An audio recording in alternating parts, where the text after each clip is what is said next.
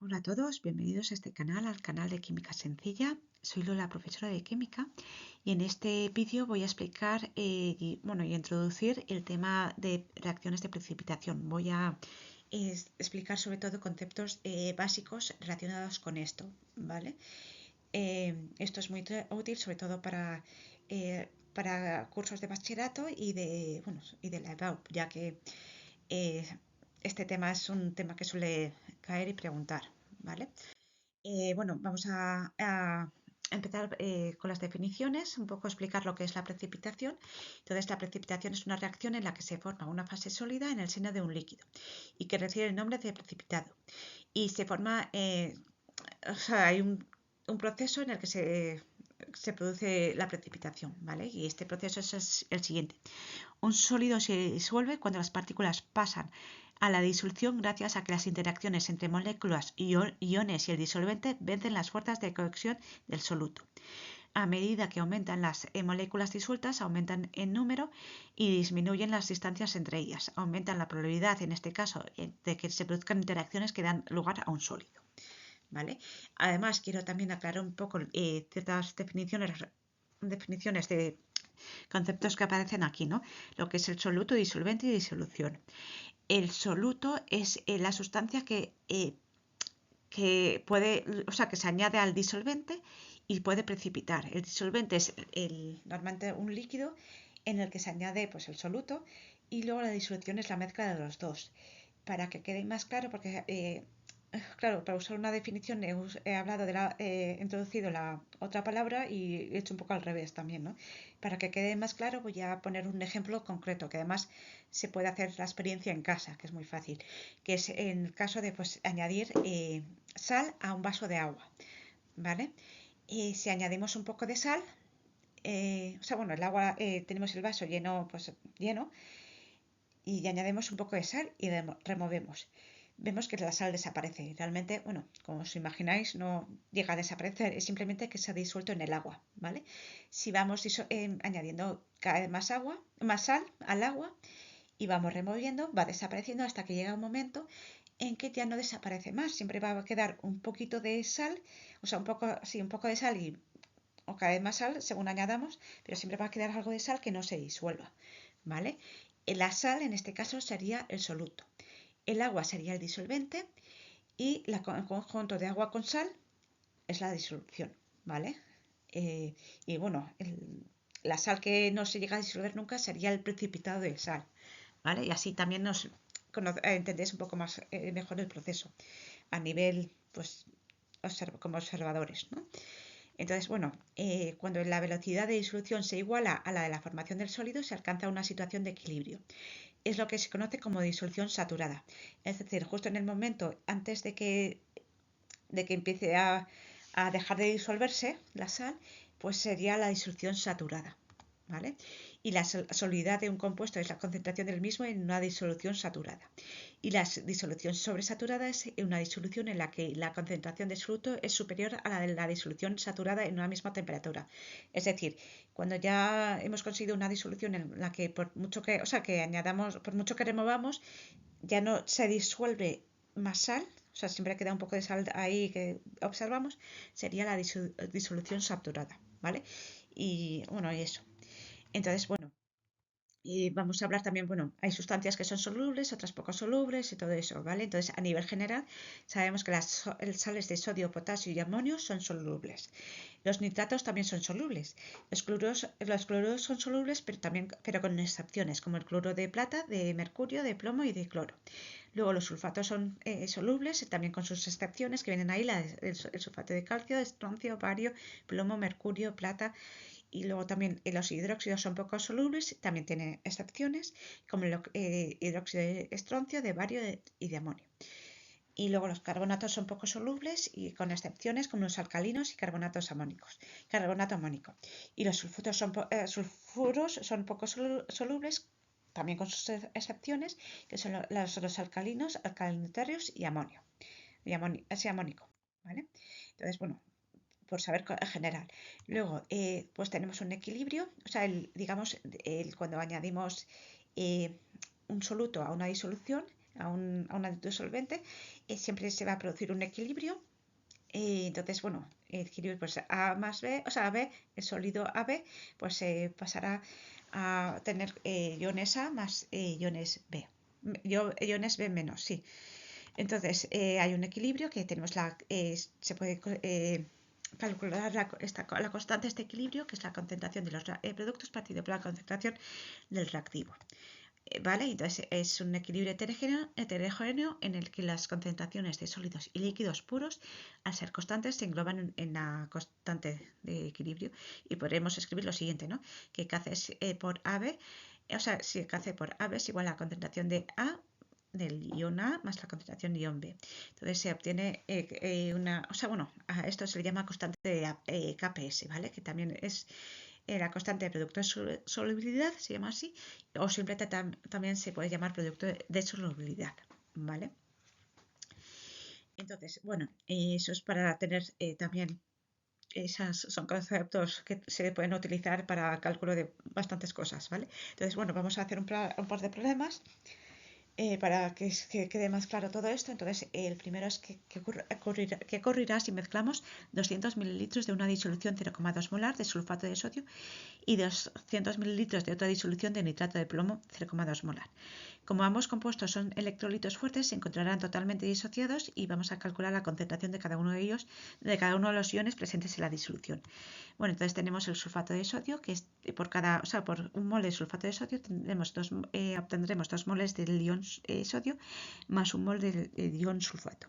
Entonces sabemos que la molaridad es igual a moles partido por volumen, y el volumen son, bueno, como vemos en el problema, en el enunciado del problema, son 200 mililitros, que es 0,2 litros, ¿vale? Entonces, los moles del reactivo es 0,02 por 0,02 y que es igual a 0,04 moles. Entonces, los moles del sodio serán 0,08 moles y los del sulfato 0,04 moles, ¿vale? Entonces, en el caso del nitrato de plomo, por cada mol de nitrato de plomo obtenemos un mol del catión plomo y 2 moles, o sea, un mol del catión plomo y un mol del anión nitrato, ¿vale? Y 2 moles del ion nitrato. Entonces tenemos del nitrato de plomo, obtenemos, tenemos, según los datos del problema, 0,04 moles, del plomo 0,04 moles, o sea, del catión plomo 0,04 moles y del nitrato 0,08 moles, ¿vale? Entonces, al añadir las disoluciones, el volumen final es 0,04, por lo que la concentración final de los iones será pues del catión sodio y del catión nitrato, y del anión nitrato serían en total 0,02 moles, ¿vale? Porque se obtiene de dividir 0,08 partido por 0,4.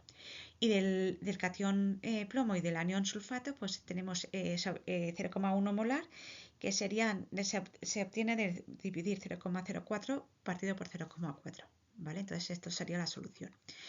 Luego el siguiente problema calcula el producto de solubilidad del fluoruro de estroncio, sabiendo que la máxima cantidad que podemos disolver a una determinada temperatura en medio de litro de agua es 36,5 miligramos.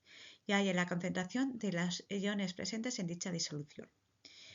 Entonces tenemos el equilibrio, que es este, que es fluoruro de estroncio, tenemos, de ahí se obtiene estroncio y flúor de los iones, ¿vale? Entonces, por cada mol de reactivo tenemos un mol de estroncio, del catión estroncio y 2 moles del anión flúor.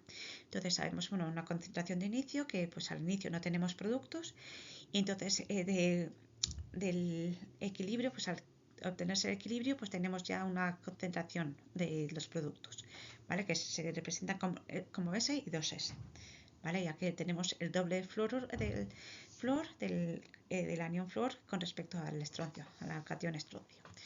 Entonces, la solubilidad que es los moles partido por volumen. Y los moles se calcula, como sabéis, pues de la masa partido por el peso molecular de los átomos, ¿vale? Entonces, los moles serían, pues, conociendo los datos del problema, serían 36,5 por 10 a menos 3 gramos partido por 125,6. 125,6 es el peso molecular. Entonces de ahí calculamos lo que son los moles, que se obtiene 0,91 por 10 a la menos 4. Entonces con esto, estos serían los moles, el volumen serían 0,5 litros y entonces, bueno, se obtiene una solubilidad de 5,81 por 10 a la menos 4, ¿vale? Y esta sería la concentración, ¿vale? Entonces, bueno, del estroncio tenemos esa concentración, o sea, porque la concentración que hemos calculado ahora, la de 5,81 por 10 a la menos 4, sería ese, ¿no? El valor que hemos obtenido con respecto a al equilibrio, ¿vale? Entonces, bueno, esa sería la concentración de estroncio, de los cationes estroncio, y la concentración de flúor, de la anión flúor, sería 1,16 por 10 a la menos 3 molar, que es justo el doble de la de estroncio, ¿vale? Entonces así calcularíamos este problema. Y bueno, vale, se me ha olvidado calcular lo que es la concentración de los iones, o sea, el KPS, la concentración de solubilidad, ¿vale? Entonces sería la concentración del estroncio partido por la concentración de flúor y se obtendría al final 7,84 por 10 a la menos 4, ¿vale? ¿Okay? Entonces, bueno, añadir que en la disolución encontramos los iones que forman el sulfato, que es poco soluble. El sulfato de plomo, bueno, aquí si multiplicamos la concentración de los iones de plomo y sulfato nos da el lugar un valor de 0,01 que es mayor a la KPS del sulfato de plomo. ¿Vale? Que la KPS es 1,6 por 10 a la menos 8. Esto indica que se forma el precipitado. Entonces, bueno, hablar también del efecto del ion común, que esto es en disoluciones que pues se añaden, o sea, bueno, diferentes solutos con un ion igual, ¿vale? Que coinciden con un ion. Entonces, la solubilidad de una sustancia se puede ver modificada si el medio en donde queremos disolverla contiene un ion común, alguno de los que forman. Esto se denomina efecto del ion común.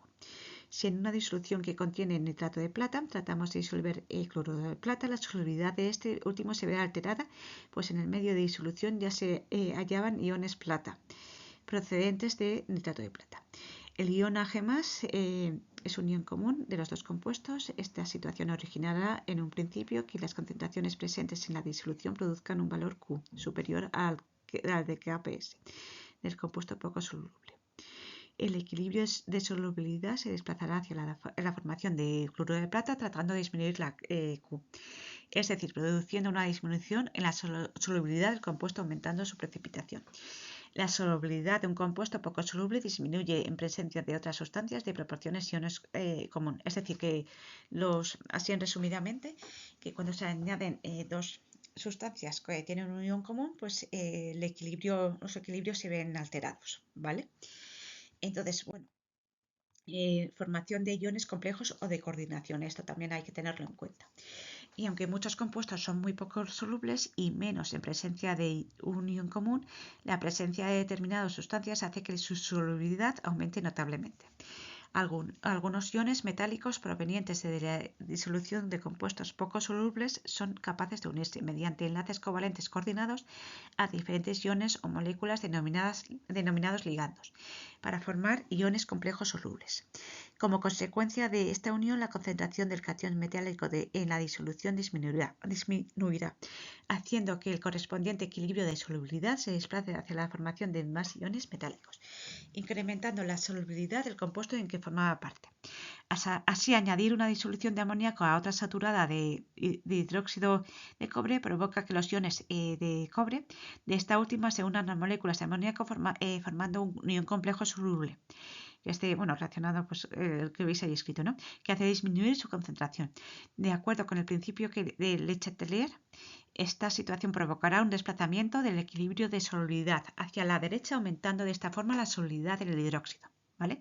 Si no sabéis cuál es este principio, el principio de Le Chatelier, dejádmelo en los comentarios y hago un vídeo explicándolo, ¿vale? Luego también decir que la solubilidad de IPH bueno, que hay una relación entre solubilidad y pH. Si disminuimos la concentración de alguno de los iones del compuesto, este aumentará su solubilidad. De acuerdo con el principio de Le Chatelier, el equilibrio de solubilidad tratará de compensar esta disminución provocando que el compuesto se disuelva más. Y la solubilidad de un hidróxido poco soluble aumenta cuando disminuye el pH. Y el ejemplo será este, que es el que se ha quedado como ahí, que aparecía desde el principio aquí, en esta parte del vídeo. Bueno, el ejemplo es hidróxido de magnesio. Entonces luego la solubilidad de una sal de ácido débil aumenta cuando disminuye el pH. Y un ejemplo es el difluoruro de calcio. ¿Vale? Luego la precipitación fraccionada, ¿no? Esto es cuando hay varios iones y hay precipitación en cierto orden, ¿no? Y podemos separar mezclas de iones presentes en una misma disolución haciendo uso de las reacciones de precipitación. Adicionando el ion de carga opuesta adecuado, se puede conseguir formando compuestos de diferente solubilidad con iones a separar y de esta forma provocar la precipitación de uno de ellos manteniendo los otros disueltos. Esta es una práctica de laboratorio muy interesante y la verdad es que curiosa de ver, ¿no?